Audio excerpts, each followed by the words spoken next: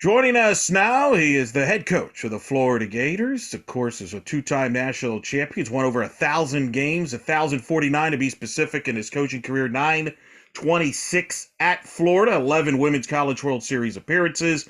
Entering his 19th season as Florida Gator head coach. I speak of Tim Walton, back with us here is our great traditional annual get-together here on In the Circle. Coach, how you doing? I'm doing well, Eric. Thanks for having me. Well, let's talk about your busy year. You've had a unique year. Obviously, the typical college season that a head coach does, but also as the assistant of the USA softball, you have traveled to Ireland this year, and you just recently were in Santiago, Chile, as USA softball won the Pan American gold medal. What has that been like balancing that USA softball responsibilities with obviously being the head coach of a major program like the Florida Gators? Yeah, being the assistant coach is a heck of a lot different than being the head coach. I don't do any meetings with the national governing body. I don't do any the meetings when it comes down to selecting the teams or anything like that. So far the experience has been amazing. The time commitment is I just have been sacrificing maybe just a little bit of personal time, like time that I could get away or time that I might have weekends off or stuff like that, for the opportunity to go coach with Team USA and coaching with Heather and Tony Baldwin, and Cindy Ball, and Bear's been fun, and we've had some other coaches come in and out, but the experience has been amazing. Um, I've done I've done I think I've done six different stints with Team USA in my coaching career. Each one of them has been in a different location, been a different experience with a different set of coaches and players. And each one of them, I've come away with something. I've learned something. I've had a really enjoyable time. Fortunately, I've come away with a gold medal every single one of those trips too, which makes it a lot more rewarding. But it's put the medals aside and the winning aside. I think the opportunities to wear the red, white, and blue, to train and to compete with some of the best players in the world against some of the best players in the world.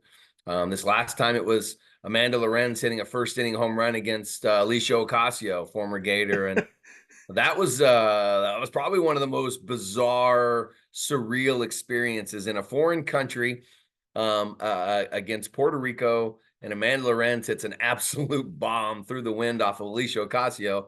And after the game, we all took pictures together, and Alicia walks up and goes, "Amanda, can you just let me have one of them? Like, why do you have to hit that pitch out?" It's a really cool experience, and the balancing act for me has been very easy. I mean, one could look and say, well, it's taken time away from the Gators, but if you talk about mental health and you talk about competition and recharging, Team USA recharges me every single time. Like, it's not something I come back and go, man, I'm exhausted. I'm recharged. I'm ready to go. I'm fired up. And I come back and practice just as hard, train just as hard, recruit just as hard, whatever the time of season is. And that part's been super fun for me. I remember following that gold medal game, USA Puerto Rico, and that unique situation you just described. What is that like to see two of your former players go head to head in high stakes like that? I mean, obviously you're on Team USA, so you're happy for Lorenz, but obviously Ocasio's meant a lot to you as well. That's a weird situation there. What are the feelings like? Yeah. When you're in the third base coaching box and you're coaching against Alicia, it's like, wow, I've been over here in scrimmages, but I've never been in a major game like this where, Alicia's in the circle and, trying to win a gold herself. And, again, I think, first of all, I'm really proud of her. She's qualified her team for the World Championships. And to get a silver medal at the Pan Am Games is a tremendous accomplishment. And so that part was good. I'm very, like, kind of a fatherly feeling, like, oh my gosh, I'm really proud of her. But then as a competitor, you got to. I don't usually ever look at the pitchers who we're competing against. I'm with the batters and trying to get as many runs as we can score. So, but Amanda Lorenz, I mean, you want to talk about somebody who's just getting better and better and better and better and better. I mean, I think she was the batting champion for Athletes Unlimited, and She's a professional. I mean, they're all professionals. Alicia's done tremendously well for herself in the post collegiate game, and her brand and what she means to a lot of young people out there. And so really proud. And but again, wearing the red, white, and blue. I no offense to Alicia, but it's in that moment it was really all about Amanda, and it really had nothing to do with the other team. I had Tony Baldwin on last year in January, and he choked that he was going to talk to Coach Tarr about the kind of the reservations there because he felt that you and him kind of got short-staffed a little bit. There's being bunker beds in Birmingham while Coach Tarr and Coach Ball Malone got like VIPs, if there was. Has that improved as Coach Baldwin accomplished his goal there? Well, so I jokingly called him because we were roommates, like literally in a college dorm with two side by sides. And long story short, I called him my room dog, because Tony being a Georgia Bulldog. But the accommodations in Chile were we weren't in the village. We were actually in a hotel, and we had it was a totally different experience. Birmingham was fun. He went and did his business. I did my business. We got off and we were on our own phones at different times, and we got together as a staff. But this trip was a little different. We were there. I think we were there 12 days. We were in a hotel, and we had our own rooms. But we shared every meal together, and coffee and breakfast, and it was a fun trip.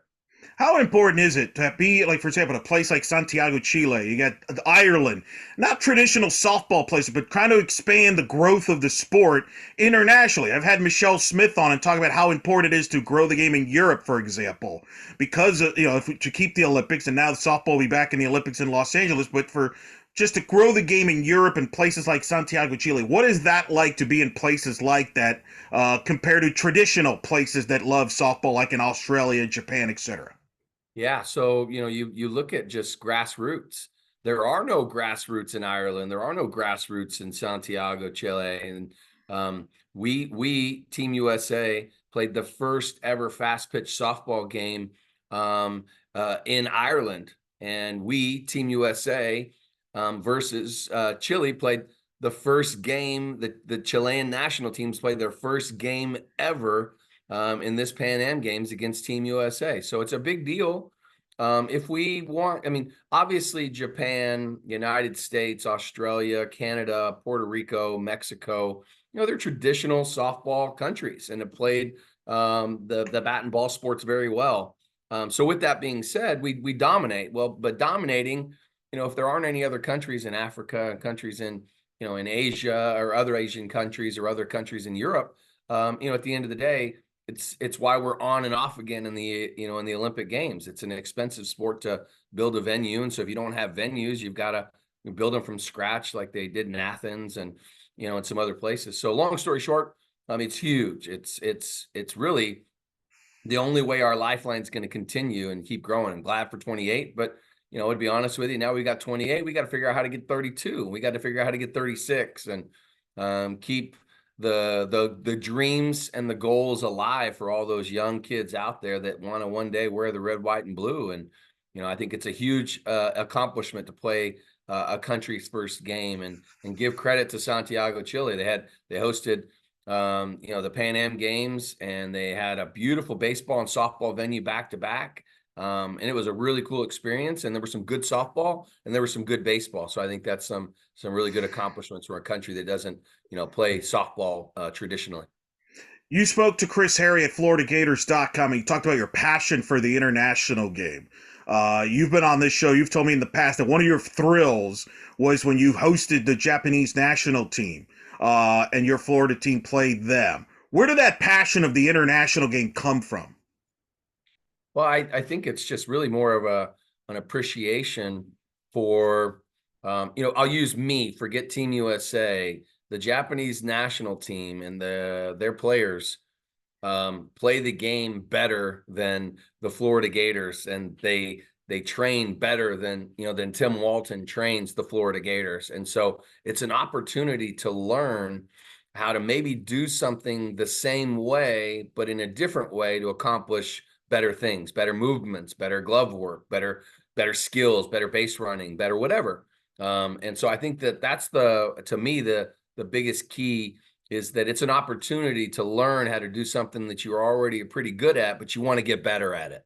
And I think that's the thing that, I don't have all the answers to all the questions of how we continue to get better and better and better. I just try to learn and learn from my players and learn from my opponents, and the opportunity to play the Japanese national team, opportunity to play Team USA. We played the Orlando Pride before. We played the MPF All-Stars before. It's an opportunity to really to learn from players that do it at a high level. Hannah Flippen is probably one of the players that most Americans don't even know her name. She's one of the best players in the entire world. She plays in Japan now. She was a player at Utah, and she has taught me a ton about defense, and not by asking her, just watching her move and watching her communicate, and her ability to understand covering steals, covering bunts, covering power hits in the 5-6 hole, and getting a defense to understand what we're willing. Because when you play this game and you coach this game, you have to be willing to give something up on every pitch. Whether you're going to give up a steal, whether you're going to give up a bunt, whether you're going to give up a double, whether you're going to give up a RBI.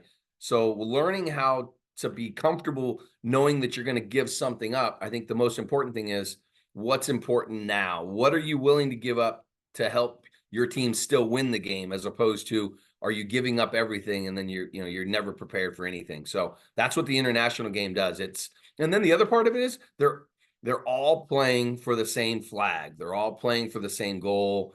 They're really, I've been in the dugout millions. There's disappointment, but there's no anger. There's no mad. There's no frustration. It's, hey, I got to shake it off and get back out there and do it again, because the rosters are always really small.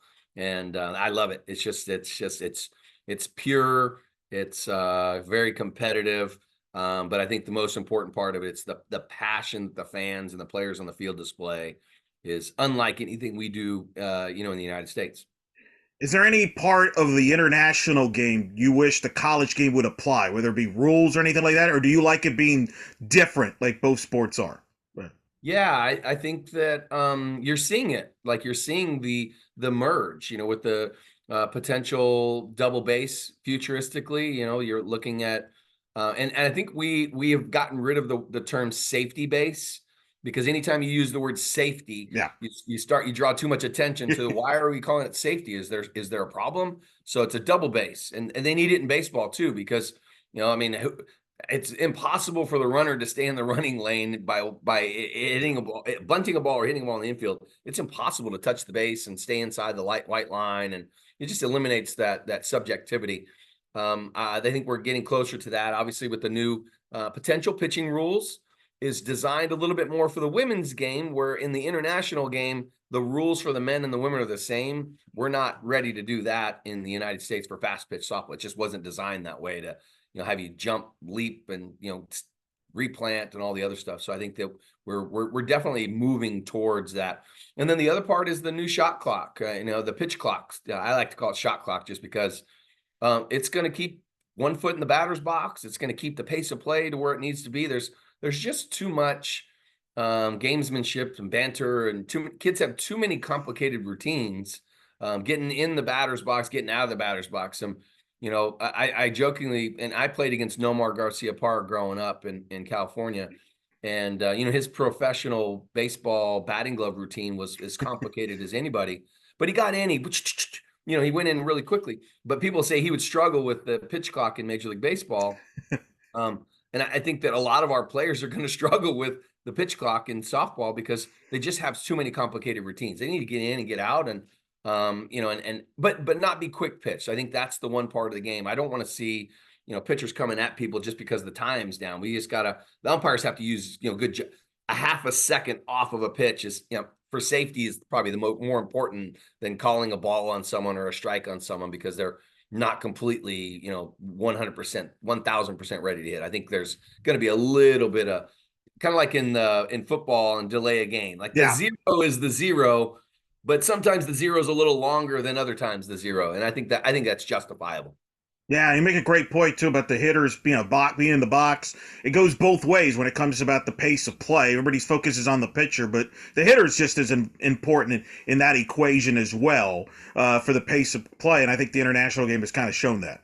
It's a great game. I mean, you're in and out, you're Yeah, hustling in and out. There's no delay. You're not waiting for the catcher to come out of the dugout and do what. I mean, it's just it's in, it's out, it's in, it's out, and that part of the game I absolutely love. You don't have time to think. You got to go, and you don't have time to. There's no delay of games, and it just really does make for a more enjoyable time for the fans in the stands. That's what they love about softball. You can be in and out in under 2 hours, and you can enjoy a fabulously competitive, amazing game of young people on the field, and I love that part. you mentioned Nomar Garcia Parra. That's a great name. Is that the best baseball player you ever played against? Oh my gosh. He was one of the best. I mean, I played against him I played against him in his last college baseball game because That's right. I played at Oklahoma. We beat them in the national championship. Jason Varitek Very was on tight. that same Yeah. team with him, and that's some dang good baseball players there. It's hard to say. I think one of the best baseball players I think I've ever played against was a guy named Brooks Kieschnick. He was a hitter and a pitcher from Texas. Yeah. Him and Darren Dreifert were probably two of the best players on both. I mean, they both hit and pitch, which is amazing. Like, an Otani. So when you have a lot more appreciation for pitchers that can throw the ball and yet they can still get out there and hit the ball a mile too. So Nomar is definitely in the top five. I mean, I've never seen a better shortstop, and he was an amazing athlete, football, soccer, all the above. He was amazing. Yeah, that was a loaded Georgia Tech team you guys beat for that national title. I mean, we're approaching, I think, on the 30-year anniversary. I think this coming up this upcoming year, if I'm not mistaken, isn't it? Like the I, pretty Eric, I'm close. getting so old. I can't even remember what yesterday was, man. It was 19. You're right. Yeah, it was 1994. So we're almost 30 years, and they were loaded. They had Jay Payton as well, three big leaguers, Brad Rigby, and Jason Varitek, I believe, were high school teammates at Lake Brantley, here in Florida, which is crazy, for us, but. We ended up having more guys make it to the big leagues than they did somehow, which is we wouldn't have known it at the time, but we didn't have the same star power, but we had quite a few guys have multiple contracts, in Major League Baseball, and Ryan Miner, my friend Ryan Miner, who is probably one of the greatest athletes I've ever seen in any sport. He's sick. He's just not doing very well, and his claim to fame, he was a second round draft pick of the Philadelphia 76ers, a parade first team All-American basketball player and baseball player, was drafted by the Mets, ended up playing in the big leagues with the Baltimore Orioles. Fun story. He was told before the game, hey, you're going to play third base tonight. And he says, does Cal know? He replaced Cal Ripken. He, Oh, repla- he replaced Cal Ripken for the streak. oh, when he And sat when Cal decided to sit. yeah, it's the craziest story I've ever heard. Of obviously a baseball legend in Cal Ripken, and but my friend Ryan's sick. He's, like I said, he's one of the coolest dudes ever, and one of the best athletes I've ever seen in any sport. Wow, that's a great trivia there to be part of that. Hopefully, things work, get better for him. We're speaking with Tim Walton here on In the Circle, coach of the Florida Gators here. Let's talk about, you just wrapped up pretty much your fall season here. You got 11 new faces, 7 freshmen on this roster. My first question, is this one of the youngest rosters you've had since you've been at Florida? Yeah, yeah. The 2008 team was probably equally as talented young players as we've had. I think that roster was really, really, really young. So this is a different roster because we're old and we're young. Like it's a very dynamic. The age gap between senior and freshman is the largest ever. But yeah, I think it's definitely we've got the most freshmen I think I've ever had on campus at one time for sure. Yeah, 7 freshmen. This touted class, one of these touted classes you've talked about that, hey, they're coming. They're coming here, and you've preached that. Now they're here. How have they handled this first fall as a college athlete as they get set here for their first season? Talk about this freshman class. Yeah. Yeah. Well, I think, there's so many things that we as parents, I told my wife this last night. We were having dinner, and you just talk about your own kids. You just say, hey, you can only tell your kids so many times to look both ways before you cross the street. I mean, you can only do it so many times, and eventually they got to figure some stuff out for themselves. And I think that's what you see at a young freshman is that, you've come in and you're a good softball player, but now there's so many new challenges. You're having to do your own laundry for the first time, and you got to figure out where your meals are going to be, and then your class schedule and your tutor schedule and your training schedule and your workout schedule and your sleep schedule. Like, it's just so. With that being said, I think it's normal that you have ups and downs. You have some speed bumps along the way, but I think they've handled things very well. Very competitive. They love to do extra. They want to be challenged. They want to be good, and I think that's at the end of the day, we're trying to win championships here, but we're trying to build champions before we even talk about that. Building people up into being, just being champions, like learning how to be the best at everything that you do. And it doesn't mean that you have to be cutthroat in it. You just have to be the best and give your best effort. So I think that's the one thing I've been proud of is that every one of them are trying hard to get better. And, they're accepting coaching when coaching is needed. The key, if I could bottle up this quote or phrase or answer to this would be if young people would learn how to communicate what they need, and instead of like just saying, hey, I'm not getting this or I'm not getting that. Well, if we don't know you feel that way, you have to communicate. And I think that's the one thing that when you get highly successful competitive people, you have to communicate. The best players in my program's history, Francesca, Kelsey Bruder, Michelle Moultrie, Stacy, they just communicate like in a way, and it doesn't have to be a long phrase. It's just like, Stacy Nelson one time said, Coach Walton, not at practice, I just get hungry. We need snacks.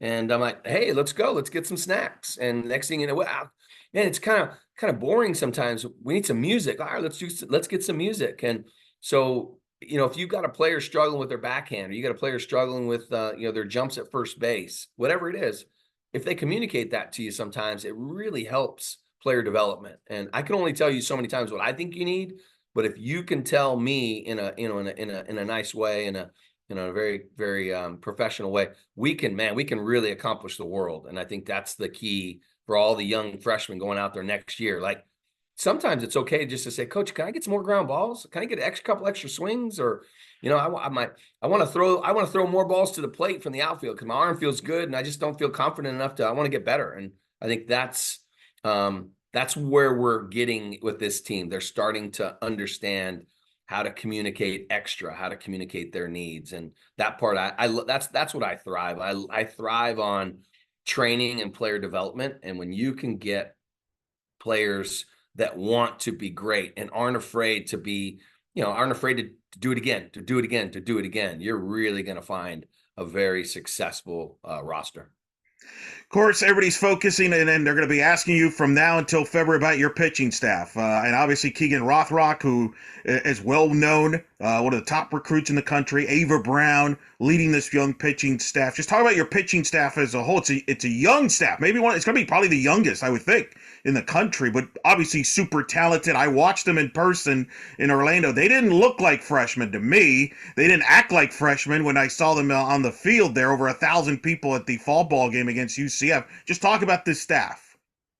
Yeah, and again, give a good tip of the cap to all the people, and I know UCF does a great job. They've got a couple RVs out there. I know Cindy Ball's got one of her RVs. I think she calls it Charlie Brown. Yes. Charlie Brown sits out there in left center.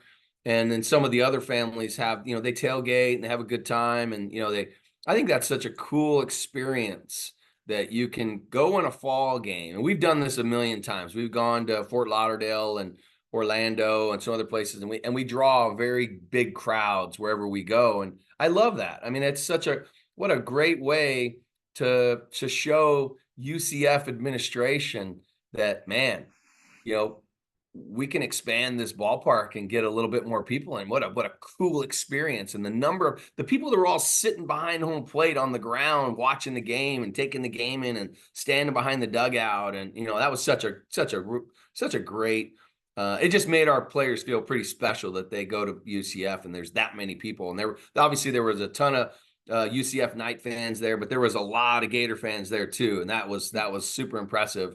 But they're freshmen and they're learning, and to figure out how to pitch in those environments and to pitch in with a very veteran UCF squad, and I've got a good. I mean, there's you talk about our young people; they got as good as old people Yeah. on that roster and have had very good careers, and it was good. It was a good game. Ava, I think she gave up a home run in the first and had some trouble going on, and we pitched out of it a little bit and got. And then we obviously were able to start to score more runs as things went through the day. But our pitching it's coming. We're not there yet, and I'm very clear and I'm very transparent with our pitchers. Just we don't need you to be perfect. I know both of you have thrown many perfect games in high school, and we'd love them, but we don't need you to be perfect. If you give up a run in the first, it's not the end of the world. This team's going to score runs. And we're going to play defense. We're super athletic, so just be patient and keep developing. Chelsey Dobbins, our new pitching coach, has done a good job of really trying to help them understand routines and really trying to get them to understand themselves and how to continue to get better and spin the ball better and locate the ball better. And that's the one key with all the young pitchers is just the location piece. In high school, you get away with middle with a little velocity and a little bit of movement. Here you throw a middle ball to Jocelyn Erickson or Skylar Wallace, and it's going to be middle of the street. And so they're just learning how to locate and get better and balance all the things. And both Ava and Keegan, and then we have Olivia Miller to complement that from the left side. But Ava and Keegan in particular, they didn't pitch hardly at all this whole last year. Ava pitched and didn't pitch the summer. Keegan didn't pitch the spring and pitched some of the summer, but wasn't 100%. They've all come off of some normal, I don't want to say normal injuries because that's not even accurate, but nothing we think that's, game changing. They just both are finally starting to get in their strides a little bit more and to get more comfortable with their pitching. And, it just takes time to be great. And they're going to be great ones, both of them. But it's going to take a little longer than they want. And, it's normal. The only thing we don't have is that veteran presence in the circle to kind of help them.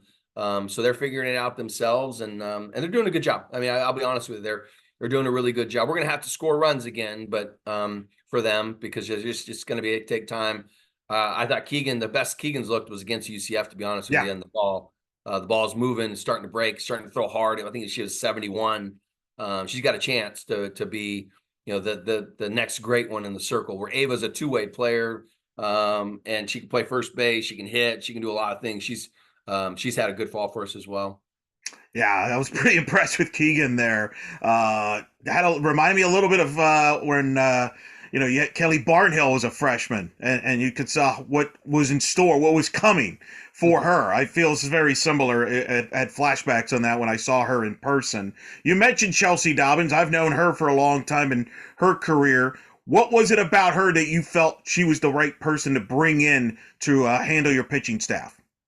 Yeah, I always say this to even coaches when they're interested in jobs, like it's, there was a male head coach, and I almost always think that administration is going to change. They're going to do something a little different. You got a male head coach, you're going to hire a female head coach. You got a female hired coach, you might hire a male, maybe you hire another female. But I think we needed it. We needed to have Chelsey, and we needed to have a mom in our program a little bit and provide a little bit just different life perspective for some of our people. And I think that's been huge. She's done a good job.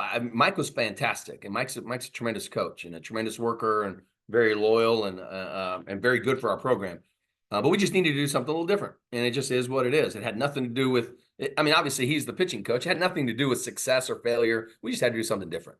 And that was the choice that I made, and it was not an easy choice. Didn't want to make it, but it was what it is. And so Chelsey brings just a different approach. Still very technical and very savvy and up to date. And she does a really good job, really good person, hard worker.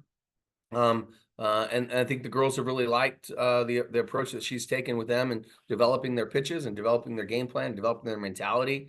I think the biggest key for me was just, we just had to do something just a little bit different. And that was the choice that I made. Is that a big adjustment working with Coach Dobbins, somebody maybe you haven't worked with before? Does that take a while? What's that like in the fall as far as that learning curve of her adjusting to your style and from your program, and then you learning her style? Yeah, it's huge, and I think that, staff chemistry is equally as important as player chemistry, because players will see right through a staff that pretends to be, connected. If a staff's not connected in the dugout, on the field, in the practice plan, in the game planning, if they're not loyal to each other and have each other's backs, the players see right through that stuff. So it's super important to build chemistry, to build trust. And I think that's a key that we're working on. But the one thing that she, and I don't mean this in a really any disrespect to where she came from, but she did a lot where she came from. She was recruiting and, running scholarships and running this and running that. She did a ton of stuff where she was coming from. And now she doesn't have to do as much stuff. I do a ton of stuff. It's my program. And, that's the way I've always done it, with budgets and scholarships and recruiting trips and family visits and all the stuff. I've always been a big part of that. So she's doing less here than probably she did before, but less is more, because this is a little different.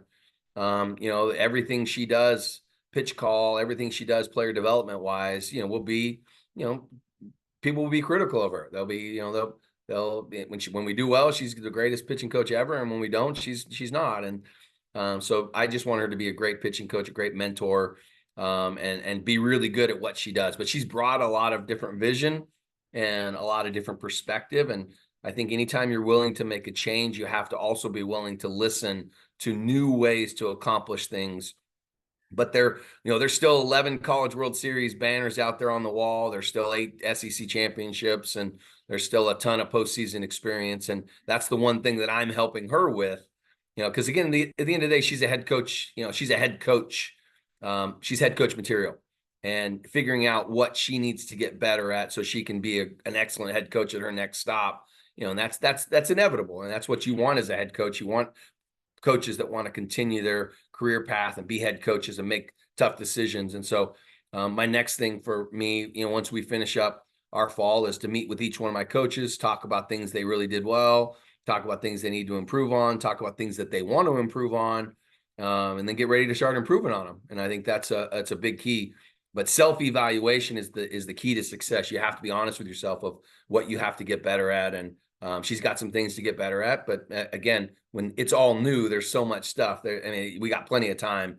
But very, very happy. Her girls run around the field in the office at least once a week, and it brings a big smile when you got little young people running around here that have a joy of life. It just changes the pulse. It changes the whole level of your program, the energy of your program. And we got 4. Francesca, obviously, I know you're going to get to her too, but having 4 new young people running around this building has been refreshing.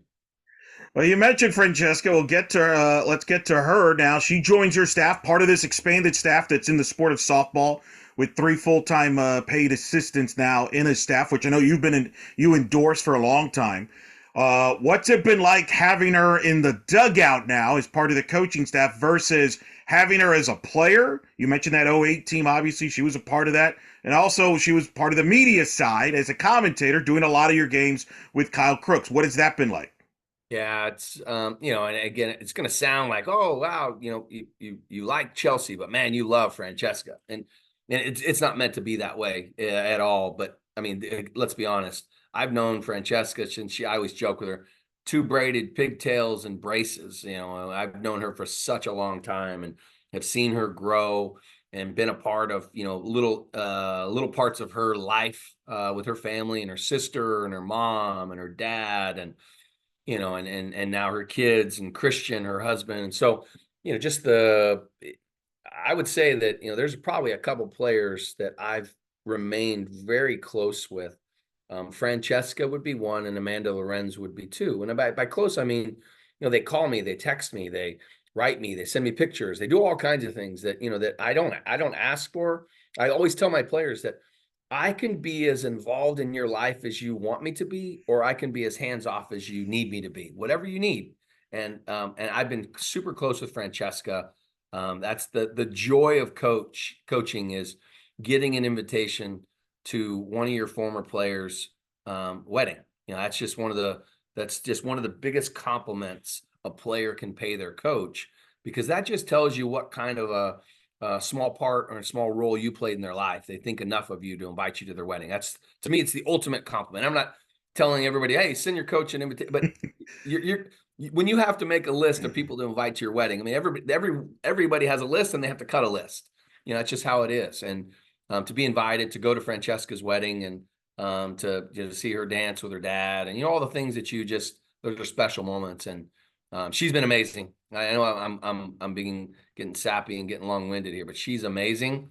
I'm teaching her a ton of stuff to help her. The biggest thing that I'm trying to get her to understand right now is I want her to be good cop, I'm bad cop. You just be good cop. Because you're so good and your perspective is so good. You're a mom, you're an all-American, you're honest, you're a driven, competitive person. And these young women on our team need to see that they can be like you, and by that I mean you can be a mom, you can be successful, you can have a career, you can be an All-American, you can be tough, you can slide, you can dive, you can tear your ACL and come back an All-American again. You can play with an ACL, torn ACL, and you can still be a champion. And she's amazing. And it's again, I've always wanted to make this move with her.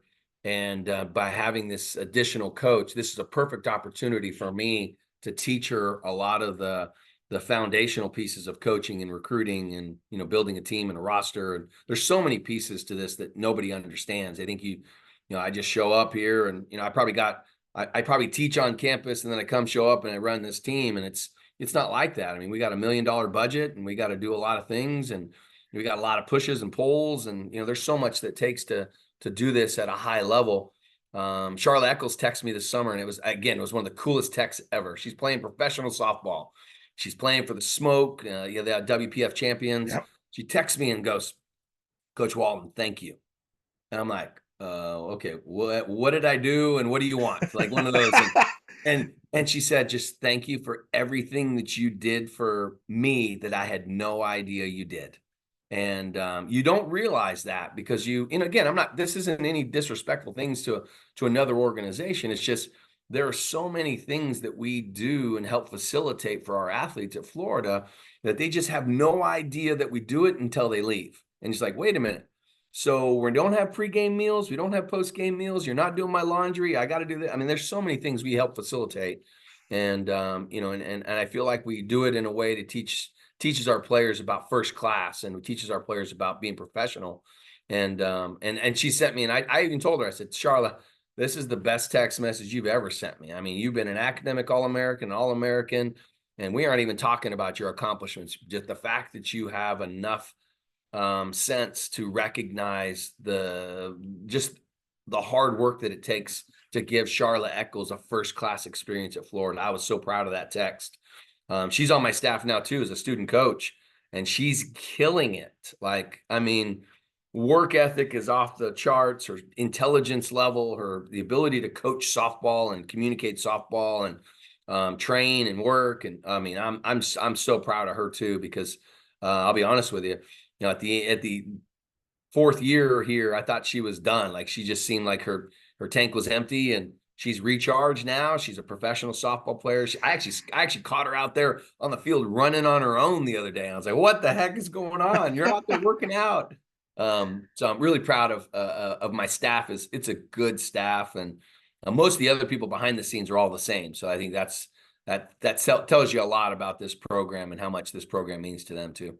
That's pretty good. Eccles and Enea on a staff. I'm not sure too many can match that power in that. If I could just get Lorenz here somehow, right, some way. Lorenz, Enea, and Eccles, three of the best softball competitors that you've ever met.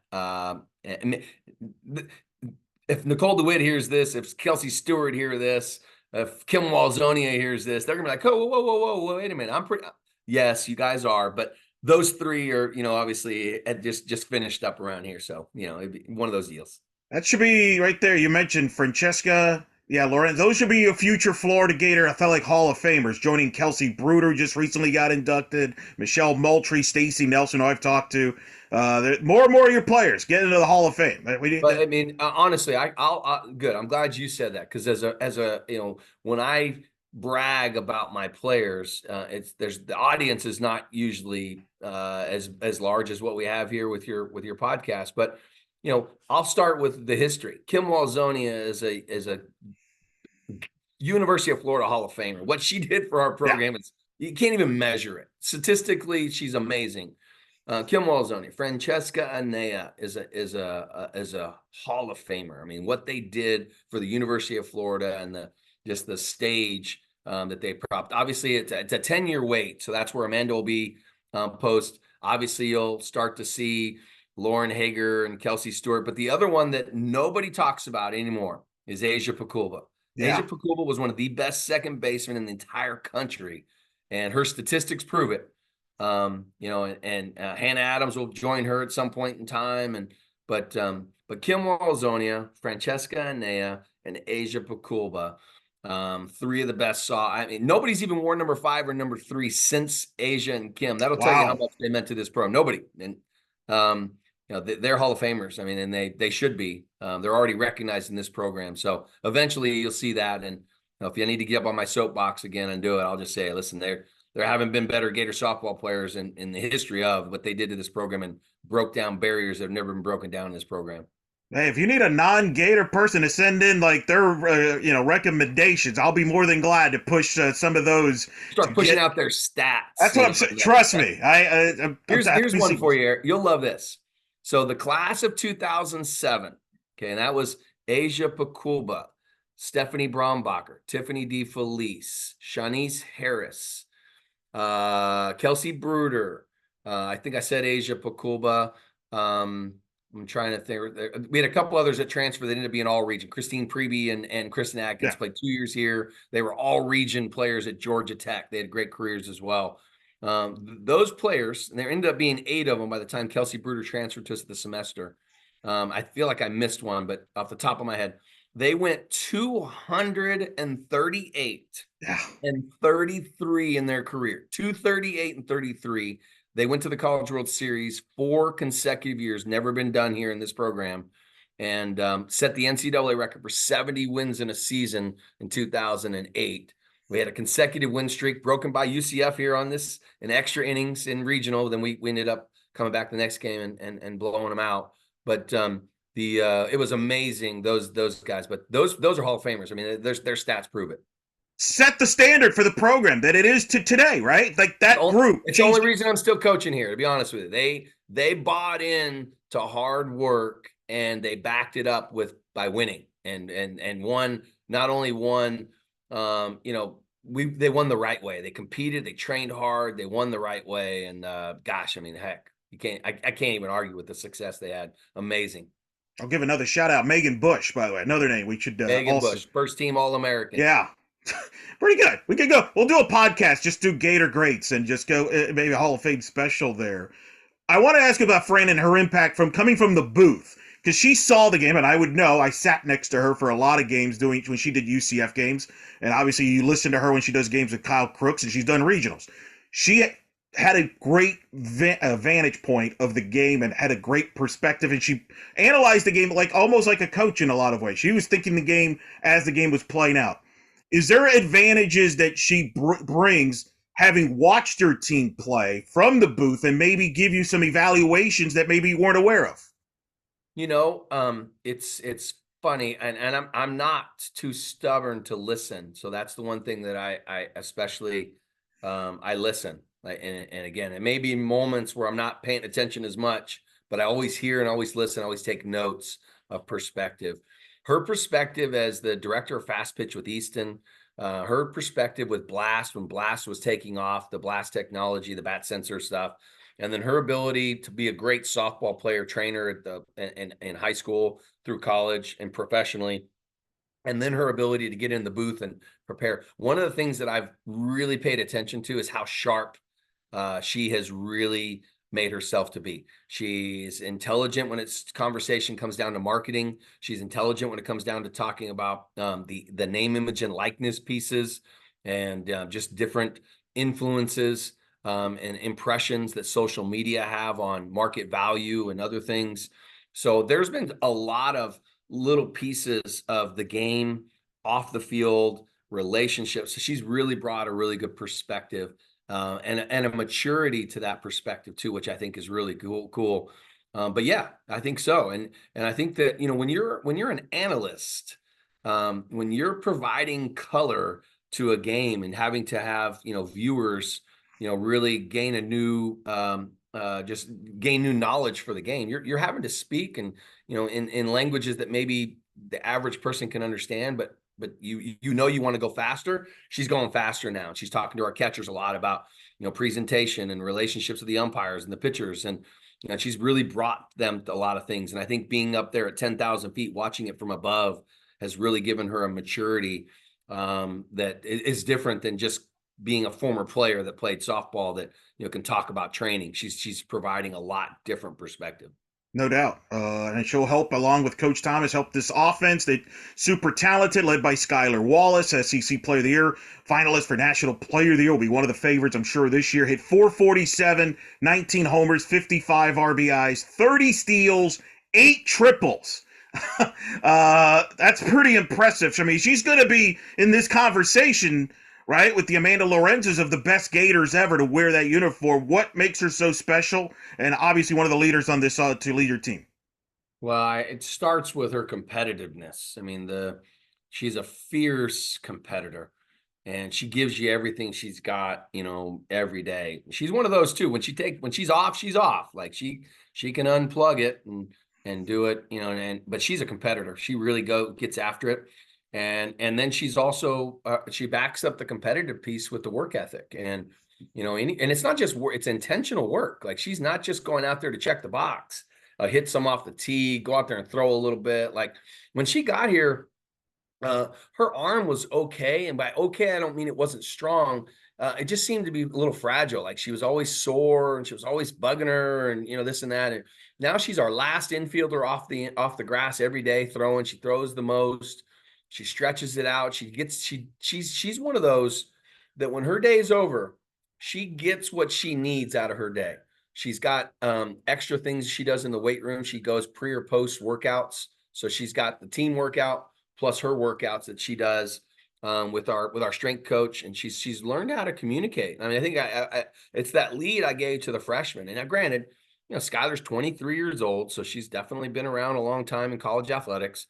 So she's more mature, she's more confident, more than she would be at 17 years old. But I think the biggest key for me is that she's learned how to communicate. She's learned how to communicate her needs, and we've got her backhand strong, we've gotten her forehand strong, her throw on the runs twice as good. Her communication skills are better. She's more empathetic. I know that sounds like a kind of soft way to say it, but it's an undervalued characteristic that's needed with young people. You've got to be empathetic. Not everybody is as talented as you are, Skylar Wallace. Not everybody is as competitive as you are, Skylar Wallace, but you can bring those players along and get them more competitive and get them, tougher and get them to be, better athletes and have better vision for the game. And I think that's the one thing that I really love. She's still hungry now.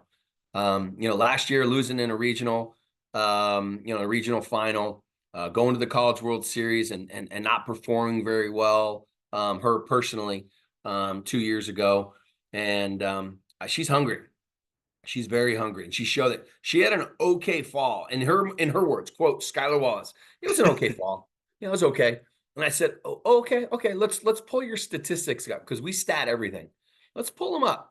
So your 638 batting average, 5 homers and 20 some RBIs, on base at almost 70%. She didn't have very many stolen bases. Why? Because she didn't try to steal bases.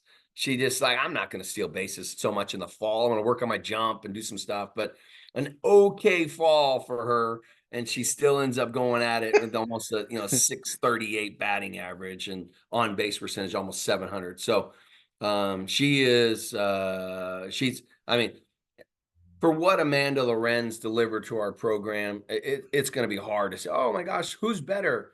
So I'll leave that to Amanda Lorenz. Amanda Lorenz would, more than likely would say, Amanda Lorenz will tell you the truth now.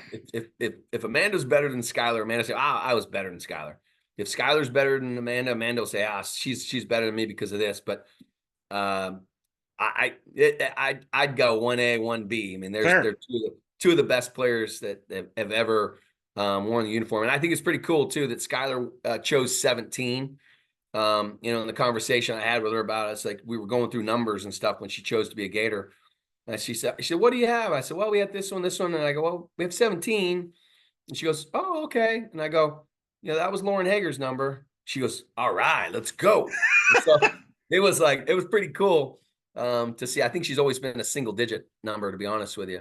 I think 1 at some point in time, she was 1, and Hannah was 1 when she got here, but cool addition to our team. And, I think her story is amazing, amazing story. I mean, it's a 30 for 30. I mean, if there ever was such a thing, it's a 30 for 30. And, I'm just glad I'm a small part of it. I'm not a small part. I'll be honest with you.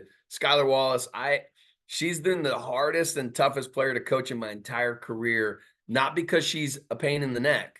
It's because she wants. We're out there at 12:30 on game days hitting ground balls to her and tell the field guys, hey, don't flood the field till after we're done. Skylar's got ground balls every game day. And they're like, yes, we can't wait. Like, they know how good she is. So it's one of those that she's been super fun and challenging to coach. And she's made me a better coach. I've made her a better player, but together, the two of us, the chemistry and the relationship, the ability to be honest with each other has been super. It's been super. It's been a really cool experience for me as a coach, because you think, at the end of the day, you think coaches tell the players, here's what we're going to do. You're going to do all this stuff. Well, I think in my opinion, coaches that listen become better coaches. We don't have all the answers. We're good, but we're not great. And the only way we become great is by having great players that can help us along the way. And she's been amazing. We've really worked hard, and I've learned how to coach her better, and she's learned how to play better. And she's learned how to trust her body and her instinct. She's really good. Speak to the rest of the offense. You got Kendra Falby back, hit 400 last year. Reagan Walsh, 310, 8 homers, 49 RBIs. You've added Colby Otis from Louisville, who I saw up close, was fantastic. Jocelyn Erickson coming over from Oklahoma, who hit a home run in that UCF game. I think she actually hit almost Coach Paul Malone's RV in that home run that she hit. Among the new faces, of course, Mia Williams is a name that Gator fans are going to be real familiar with. This is the daughter of Jason Williams, former Gator basketball player, and of course NBA champion with the Miami Heat. Speak to your offense. Yeah, I'll say this. I think Jocelyn Erickson has a chance to be as good as any player in the country. I wake up almost every day and say, thank God I have Jocelyn Erickson. She's an amazing person. She's a hard worker, super, super competitive, intense, and talented. And she's been amazing. The fact that we've got protection for Skylar Wallace, the fact that if we had Charlotte Eccles in this lineup, it'd be as good of offense as I've ever seen in my coaching career. Jocelyn is that good. Very happy with her. Corby's brought some really, she wants to be a cardiothoracic surgeon. And the only thing I've got to tell her is that to be a cardiothoracic surgeon has nothing to do with hitting. And so you've got to do a really good job of being hardworking, prepared, but in some cases, we're not going to perform surgery out here. We got to get after some things sometimes. So the precision of surgery versus getting after your swing sometimes are two different things. But they've brought a good intensity. Corby's been good in the outfield, building a good relationship with Kendra in the outfield because they cover a lot of ground. She's quick. She plays hard. She's smart. She's sharp. She's brought some things. Her and Coach Thomas have worked out some, we call it kind of a primer with our strength coach, Coach Thomas and Corby. They've kind of developed a little bit of a curriculum to help prime the swing, so you have a dynamic stretch warm-up that you do to get the body right, but they're doing things to prime the swing. They're doing some slow, some heavy swings, some light swing stuff. They're getting the body right, getting the core right, getting the just getting it right. And I think that's again, this is a very mature individual. Corby's a very intense, serious player, and she's really done a lot already in her short time with us. Kendra's amazing. She had a great fall for us, and so very happy. And she's a career 500 hitter in postseason right now. So she's delivered at the World Series and Super Regionals and Regionals. She performed well, and she's one of the leaders right now of our team. She's done a good job, and she leads different than Skylar. Like, she's not Skylar. She just does it different. And then Katie Kissel had a nice spring. Fingers crossed, Bailey Goddard's going to get to go again. Bailey's probably one of the players. I say Bailey Goddard's name, and people will go, "Who's Bailey Goddard?" One of the best players you don't know about. She's strong. She's athletic. She's in her 5th year with us. She's been hurt a bunch. But Bailey Goddard's back. Katie Kissler, Avery Gales, Reagan Walsh, Skylar. And then you start to get into some of the newer players. And Emily Wilkie is obviously a senior for us. Avery Gales, I mentioned. But Mia's done very well, like very athletic, playing second right now, second and short, but obviously having a 6-year Skylar. We didn't even think we were gonna have a 5th year with Skylar. Now we got a 6-year with Skylar, which is a blessing. So Mia's playing short, playing some second. Ariel Kowalowski, Brooke Bernard transferred to us from Ole Miss, Florida kid. She's been playing third base. Alyssa Hovermill's another freshman as well. And then you go into Ariel Kowalowski will be at third base some. Brooke Bernard will be at third base some. Alyssa Hovermill will be at third base some. Emily Wilkie may be some third base some. That's the one thing I can tell you. The biggest key for me in this longevity of a career, 19 years here now, is the ability to find players that can play multiple positions. And Sarah Longley was a savior last year, being a shortstop, but also had catching experience. Avery Gels plays infield, outfield. Jocelyn Erickson might be one of the best first basemen in the country, but she's going to catch and play first. I mean, she's great around the bag. She's long. She picks it well. Her and Emily and Ariel will catch. And then the middle infield of Reagan and Mia and Skylar, with the 3 middles. So it's good. It's deep. We have another pitcher. She's a grad transfer. Mackenzie Wooten. She's actually in physical therapy school.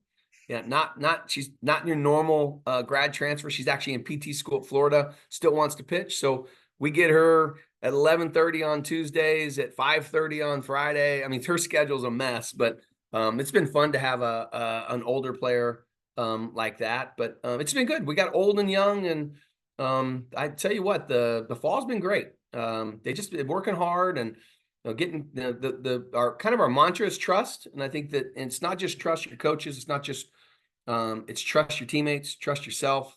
And really, if I say go out there and run a mile, just go run a mile. If I said go out there and bat left-handed, just go bat left-handed. Don't ask why. Don't ask, well, what are we going to do today? Just trust me. What we're going to do today is going to be productive. And I think that's the biggest thing that I've been I'm not on a soapbox here, but just too many people ask questions. They want to know all the answers to the tests. Like, just go out there and get tested. If you fail today, then figure out how to be better tomorrow. And that's the one thing that I think that we are always striving for success, and we forget the process. And if you came to Florida for a reason, and you built a great relationship with the coaches, you built a great relationship with the players, just trust the process. All my young people, this is going to be the worst year of your career. Why? Well, because it's your first time doing it. And Michelle Moultrie hit 259. Kim Walzonia hit 251. Francesca hit 220. Amanda Lorenz, I mean, she had a terrible freshman year. I think she hit like 3-something, because she's a 400 hitter. And Kelsey Stewart hit 3-something, and she's a 400 hitter. So every first year, every time you do this at this level, the first time it's just the first time. And so by worst, I mean, it's statistically going to be the worst year of all my young people's career. And if they just trust me and trust themselves and trust the process, all of our young people are definitely going to be really good players. They work really hard. Wow, and the track record speaks for itself, and I know a lot of fans are excited to see your team once we get going here. Before we know it, February starting out in Tampa. You're going to play at the Judy Garmin Classic, part of another tough non-conference schedule before you get into SEC play. You've told me this in the past, and Coach Paul Malone has actually told me similar things about now, between now and January, what your players will do will determine a lot of the success you'll have in the season when they're by themselves and when they come back in January. What's one? This is my last question. What's the one or two questions you're going to have about this group when they come back in January, and then by the time you get to Tampa? Yeah, I mean, number one's going to be the pitching. I mean, it's clear. I mean, it's Ralph Weekly quote. It's called fast pitch for a reason, and we're good. We're just not great yet, but we have potential to be great. I think that's again, I don't want to live off potential, but we're good. We got to get better in the circle. And then I think I don't think I have any other question. I mean, we're good in the outfield. We're good in the infield. We're good on the bases. We got power. We're strong.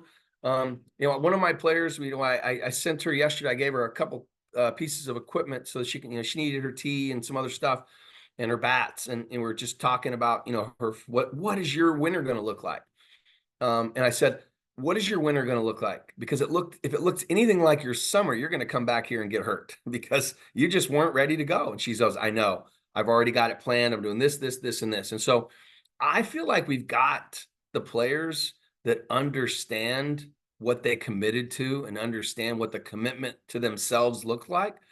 But if they don't, we're pretty deep, and I think we're going to be okay. Like, I think that's the one part I just go, please come back in great shape. Don't give me a reason not to play you. Like, that's not what I'm looking for. I'm looking to build champions. I'm not even going to talk about winning championships anymore because we're so far away from winning a championship. We have to learn how to build champions first. And when we start getting back to that mentality of, go 0 for 3, you don't start the next game. Well, don't blame me, blame yourself and get out there and go hit the ball harder or work. I told this to one of my players. She was so frustrated with her swing. I said, oh, okay. Well, she was like, yeah, I'm just frustrated.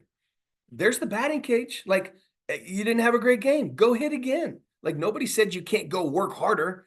And especially if you're doing it because you want to, you're going to have if you exhaust your resources and your energy, man, you're going to feel good about yourself because at least you tried your best. And she's like, you're right.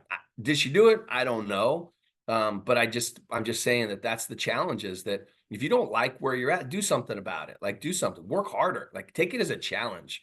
And, I think that's the cool thing about the young people that I have on my team and the old people on my team is that, we went out and practiced yesterday after Thanksgiving and we just worked on the fundamentals, all the fundamental things. That's all we did. And, I had a blast. I love training. And, so I can't wait for January, to be honest with you, because, we come back January 8th.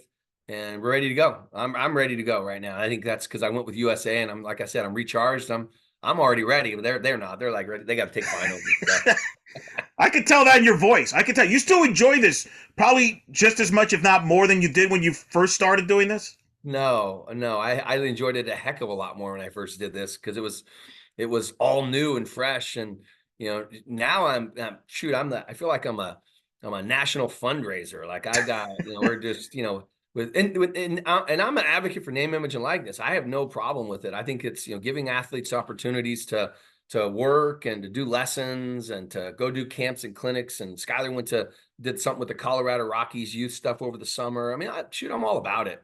I'm all about it. I think they should have an opportunity to profit off their name, image, and likeness and sell T-shirts and jerseys and all the things. Sign autographs, whatever it is.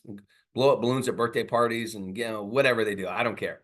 But with that being said, we're just in a place right now. It's super hard because there's no standardized rules. There's no this is what I like. Like at the end of the day, when I first started, the team that had the most runs at the end of the game was the winner. Well, right now there's no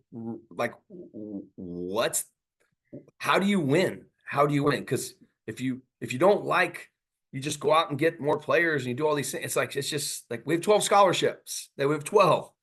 And now some people have 12, some people have 20. Like, it's just like, this is like, it's crazy.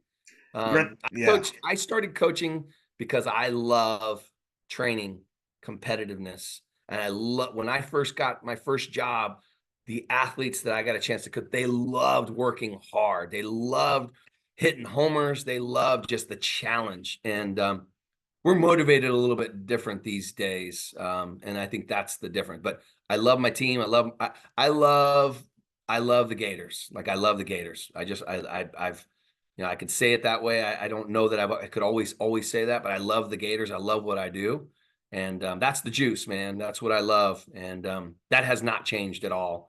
I just want players to keep the juice. I don't care how much money you make. I don't care how many times you strike out, how many home runs you hit.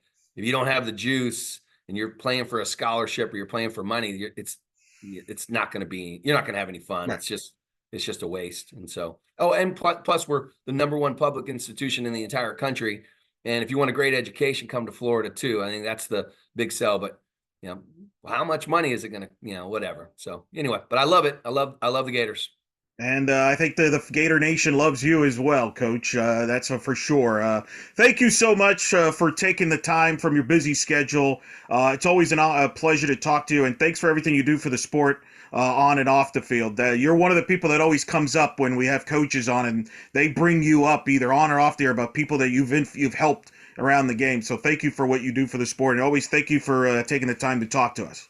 No, it's good, Eric. Yeah, thanks for all you do too, man. I know you work hard and underappreciated sometimes, but it's been fun. I think the state of Florida, I mean, look at top to bottom in the state. I mean, we've got a great state for softball, great state for athletics, great state for education. And I think like I said, that's the juice. That's the juice. Just play because you love it. And, so many kids are blessed with the ability to play at a high level. And by the way, you're going to get a great education and be a college graduate and be successful in life. And I think that's the main goal, is to just figure out how to get players to accomplish more things than they ever thought they could accomplish. And, again, people can say what they want to say about Tim Walton, and that's okay. I don't, if 51% of the people like me, I think I'm doing a decent job. But the main goal is I'm a player's coach. I want to do everything I can to help my players accomplish their goals. And I'm not going to stand in the way of that. I'm going to help facilitate that, but I'm also going to hold them accountable to that. And I think that's the thing that all my All-Americans signed up for that. They know, look, listen, he's going to be honest, but he's going to be the first person to be an advocate for you too. And I think that's the coolest thing about being a coach. Keeps me young, even though I'm getting old. Being around the game keeps you young, right? It's fun. It's been a pleasure. Those coaches that say things, I mean, it's been a pleasure, because at the end of the day, this game has grown so much and been so much. It means a lot to so many people. And I think that's the cool part, is that I've just been a small part of helping grow the game and keep it going in the right direction. All right, Coach. Well, thanks again for talking to us. Happy holidays. And I'm sure we'll run into each other soon. Thank you. Go Gators.